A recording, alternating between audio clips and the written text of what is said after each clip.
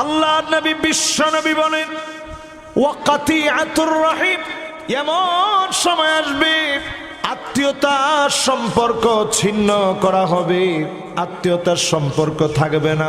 আমাদের সমাজের দিকে তাকায় দেখেন, আপন ভাই ভাইকে মেরে ফেলে, মায়ের ঘরে জায়গা দেয় না, বৃদ্ধ বাপ গোয়াল ঘরে ঘুমায় আছে, আর ওই বৃদ্ধ বাবা সমস্ত কষ্টের সন্তানটা বিল্ডিং এর ভিতরে ঘুমায়। মায়ের ছোট্ট পেটের ভিতরে মা আপনাকে জায়গা দিয়েছে,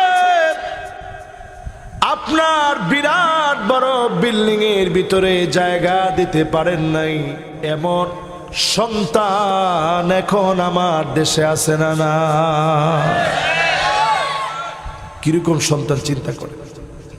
আমার আম্মা বলতেছে কালকে মাহফিল আমার নানুর বাড়ির ওইখানে, আজকে সারা দিন আম্মার সাথে একটু সামান্য একটু মনের